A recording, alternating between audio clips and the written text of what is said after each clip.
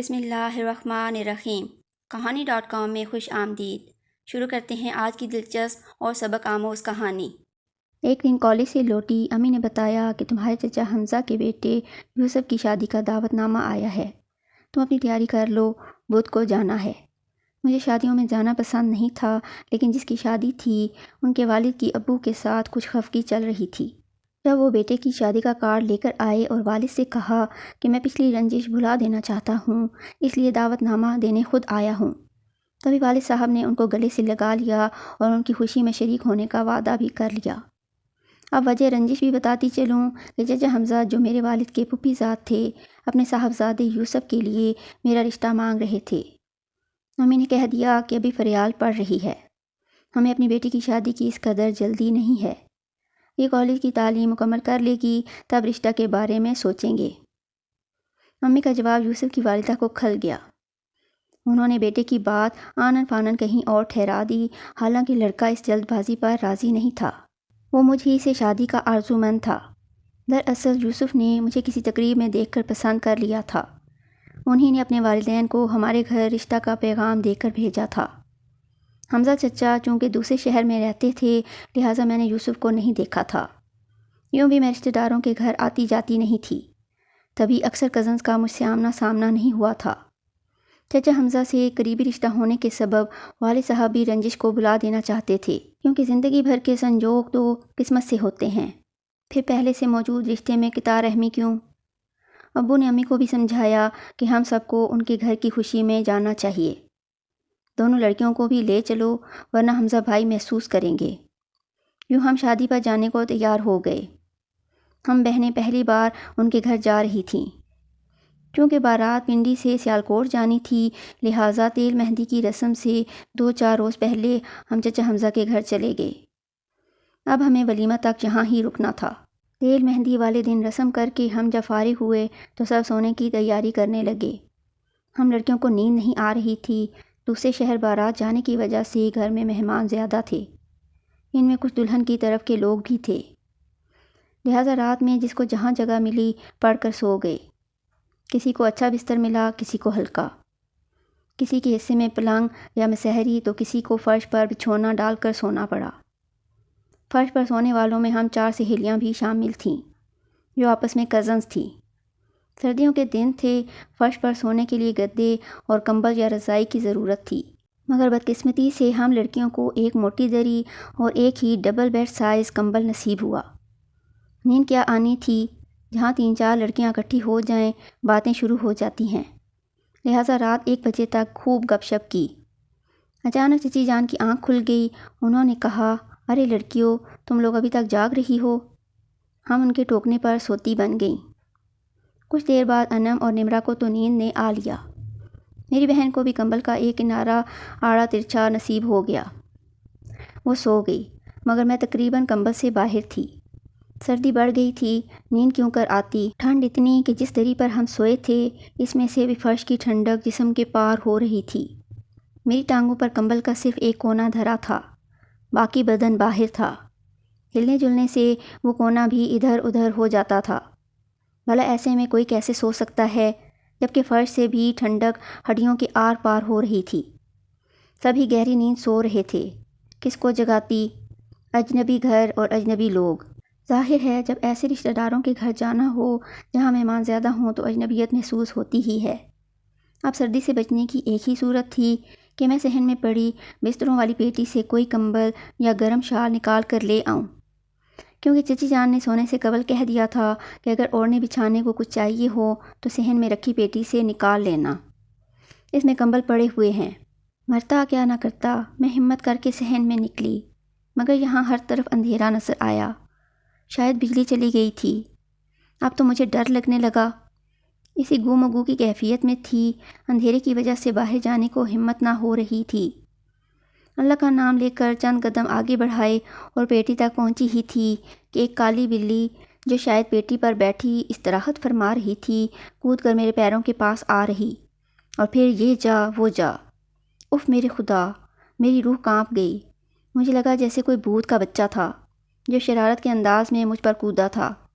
میرے منہ سے ہلکی سی چیخ نکل گئی، میں فوراً مڑی اور گھبراہٹ سے تاروں کی مدھم روشنی کو زیادہ راہ بنا کر اسی کمرے کی طرف لپکی جہاں سے نکلی تھی۔ جب در پر پہنچی تب بھی پتہ نہ چلا کہ میں اس کمرے کی بجائے ساتھ والے کمرے کے دروازے پر آ چکی ہوں۔ کمرے میں بیٹری سے چلنے والی ایمرجنسی لائٹ آن تھی۔ بے دھڑک اس کمرے میں چلی گئی۔ اندر قدم رکھا تو احساس ہوا کہ کسی اور کمرے میں آ چکی ہوں۔ ہلکی روشنی میں کوئی پلنگ پر نیم دراز تھا۔ شاید اسے بھی اس وقت نیند نہیں آ رہی تھی۔ مجھے اپنے کمرے میں دیکھا تو وہ اٹھ بیٹھا۔ سمجھا کہ اس کے گھر کی کوئی خاتون کوئی شے اٹھانے آئی ہوگی۔ اس نے ایمرجنسی لائٹ میری طرف کی تو میرا چہرہ نظر آ گیا۔ پوچھنے لگا کہ کسی شے کی ضرورت ہے کیا؟ اب میں بھی اس کا چہرہ دیکھ سکتی تھی۔ وہ ایک خوبصورت نوجوان تھا۔ اسے پہلی بار دیکھ رہی تھی۔ معلوم نہ تھا کون ہے اور کیا نام ہے اس کا۔ نہیں، کسی شے کی ضرورت نہیں ہے، غلطی سے اس کمرے میں آ گئی، یہ کہتے ہوئے میں واپس پلٹی۔ سنو فریال، اس خوبصورت نوجوان نے جب میرا نام پکارا تو میں دم بخود رہ گئی۔ آپ میرا نام جانتے ہیں؟ ہاں، لیکن تم نے مجھے پہچانا نہیں شاید۔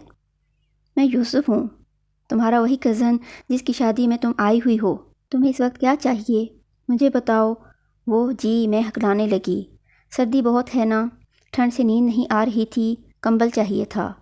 ایسا کرو تم یہاں میرے کمرے میں سو جاؤ، میں کہیں اور جا کر سو جاتا ہوں۔ آدھی رات کو آپ کہاں جائیں گے؟ میری فکر نہ کرو، اوپر مردانے میں بہت جگہ ہے، ابھی لائٹ آ جائے گی تو ہیٹر لگا لوں گا۔ واقعی سردی بہت ہے۔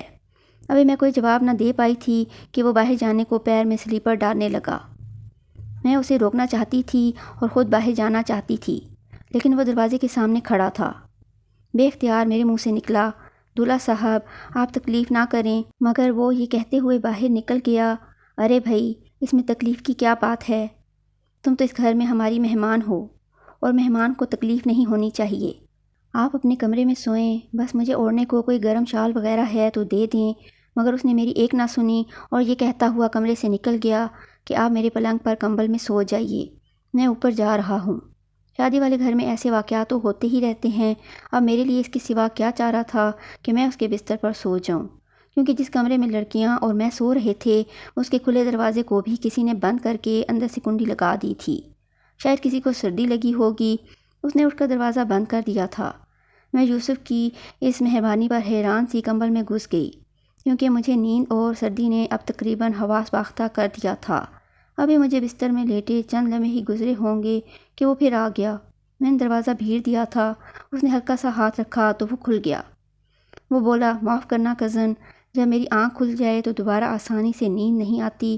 تم ایسا کرو، تکیے کے پاس میرا موبائل فون پڑا ہے، مجھے اٹھا دو، بس اب دوبارہ آ کر تمہیں تکلیف نہیں دوں گا۔ تم آرام سے سو جانا، چاہو تو کمرے کو اندر سے بند کر لو۔ ابھی وہ یہ کہہ ہی رہا تھا کہ دروازہ باہر سے بند کرنے کی آواز آئی۔ کسی نے دروازے کی کنڈی لگا کے ہم دونوں کو ایک ہی کمرے میں مقفل کر دیا تھا۔ ہم دونوں ہکا بکا کھڑے تھے اور یہ بات سمجھ نہ پائے تھے کہ کس نے اور کیوں دروازہ بند کیا ہے۔ اسی وقت بجلی آ گئی، صحن روشن ہو گیا اور پھر جس نے ہمیں بند کیا تھا اس نے شور مچا دیا۔ میرا آدھی رات کو دولہا کے کمرے میں جانا محض اتفاق ہی تھا، مگر باہر جس نے دیکھا تھا اس نے کچھ اور سمجھا۔ اس کے ذہن نے کوئی ایسی کہانی گھڑ لی تھی جس کا سد باب ممکن نہ تھا، اور واقعی ایسا ہی تھا۔ بارات میں آئی ہوئی دلہن کی سوتیلی خالہ نے مجھے صحن میں آتے اور پھر یوسف کے کمرے میں جاتے ہوئے دیکھا تھا۔ معلوم نہیں وہ پہلے سے صحن میں تھی، واش روم گئی تھی یا میرے تعاقب میں کمرے سے باہر نکلی تھی۔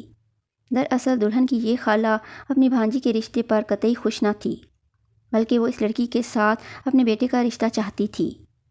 اس خاتون نے 2-4 عورتوں کو اکٹھا کر کے وہاں ایسا شور ڈالا کہ امی ابو کسی کو منہ دکھانے کے قابل نہ رہے۔ جو عورتیں باہر اکٹھی ہو گئی تھیں انہوں نے خود کنڈی کھولی اور اندر گھس آئیں۔ میں تو ابھی تک یوسف کے بستر پر کمبل اوڑھے پڑی تھی اور وہ دروازے کے پاس حیران و پریشان کھڑے تھے۔ بس اتنا ہی عورتوں نے دیکھا، مگر میری تو یہ حالت کہ کاٹو تو لہو نہیں بدن میں۔ میں بالکل بے گناہ اور اتنی بڑی تہمت شادی والے مہمانوں سے بھرے گھر میں مجھ پر لگ گئی تھی۔ ادھر ہر ایک اور سب سے زیادہ تو اس کے ماں باپ ہی اسے لعنت ملامت کر رہے تھے۔ پہلے تو اس نے سب کو یقین دلانے کی کوشش کی کہ ایسا بس اتفاقیہ ہوا ہے۔ جب کوئی بھی اس کی بات ماننے بلکہ بات سننے کو بھی تیار نہ ہوا تو وہ بے بس ہو گیا۔ اسے اپنے سے زیادہ میرا غم تھا کہ میں اس کی بے وقوفی اور ہمدردی کی بھینٹ چڑھی اور بے موت ماری گئی تھی۔ جب حالات سوتیلی خالہ نے اور بگاڑنے کی کوشش کی تو غصے میں آ کر یوسف نے اعلان کر دیا کہ ٹھیک ہے، جو تم لوگ سمجھ رہے ہو ویسا ہی صحیح، اب یہ شادی نہیں ہوگی، اور اگر میری شادی اب ہوگی تو فریال سے ہی ہوگی، جس کو بے قصور خالہ نے بدنام کیا ہے، جبکہ کنڈی بھی انہوں نے لگائی اور دروازہ جو کھلا ہوا تھا انہوں نے ہی بند کیا ہے۔ جب خالہ ایسی ہے تو اس خاندان کے اور لوگ کیسے ہوں گے؟ اگر اصل بات بھی ہو تو شرفا اس طرح بازار نہیں لگاتے جیسا انہوں نے کیا ہے، ہمیں کسی کو منہ دکھانے لائق نہیں رہنے دیا ہے۔ امی ابو نے مجھ سے پوچھا، لیکن اس وقت میرے اوسان ایسے خطا تھے کہ زبان سے ایک لفظ نہیں نکلتا تھا، بس روئے جاتی تھی۔ میں کیسے ان کو بتاتی کہ میں تو بس کمبل لینے گئی تھی، یہ بدنامی میری قسمت میں لکھی تھی، مجھے مل گئی۔ میری غلطی بس اتنی تھی کہ جب سردی لگی تھی تو گھر کی کسی عورت یا لڑکی کو جگا دیتی۔ کیا خبر تھی کہ بجلی چلی جائے گی؟ کیا خبر تھی کہ صحن میں بھی اندھیرا ہو گیا؟ بستروں والی پیٹی تو صحن میں سامنے ہی نظر آ رہی تھی جو برآمدے میں رکھی گئی تھی۔ سوچا کہ اس کو کھول کر رضائی گدا وغیرہ جو پڑا ہوگا اٹھا لوں گی۔ اس وقت کسی کو کیا جگانا، سبھی تو تھکے ہوئے گہری نیند سو رہے تھے۔ خبر نہ تھی کہ بس ایک ہی عورت دلہن کی خالہ میری بدنامی کی صورت جاگ رہی ہے، خالہ بھی وہ جس کا ذہن شیطانی اور دیدے اس قدر تیز تھے کہ اندھیرے میں بھی دیکھ سکتی تھی اور دور کی کوڑی لا سکتی تھی۔ وہ تو سمجھی ہوگی کہ دولہا کو بدنام کر رہی ہے، مجھے بھلا وہ کیا جانتی تھی، مگر میری قسمت دو کوڑی کی کر دینے والی یہ نہ سمجھ سکی کہ عزت دینے والا بھی وہی میرا خالق ہے جو ذلت دینے والا ہے۔ اس کی ذات سب سے بڑی اور ہر شے کا وہی علیم ہے۔ اس نے پھر میری بگڑی تقدیر کو اس طرح بنا دیا کہ مجھ پر افسوس کرنے والے، ہنسنے والے سب ہی دم بخود رہ گئے۔ ہر بری شے کا بھی ایک انجام ہوتا ہے، جیسے ہر اچھے عمل کا ایک انجام ہوتا ہے۔ بس وہ ذات کریم ایسی منصف ہے جو نیتوں کو دیکھتی ہے اور دلوں کا حال بھی اس کو معلوم ہوتا ہے جو کسی کو معلوم نہیں ہوتا۔ سو میری اس بدنامی کا آخری انجام یہ ہوا کہ یوسف کی بارات سیالکوٹ نہ گئی اور چچا جان نے ابو جان سے صلاح مشورہ کر کے میرا رشتہ یوسف کے لیے مانگ لیا۔ انہوں نے ایک دوسرے کو گلے لگا لیا اور دنیا کی باتوں کی پرواہ نہ کی، کیونکہ یہ دانا بزرگ اس کم ظرف خالہ کے اوچھے وار کو سمجھ گئے تھے۔ اس طرح میری قسمت میں یوسف کی شریک حیات ہونا لکھا تھا، اور قسمت کے لکھے کو کون مٹا سکتا ہے۔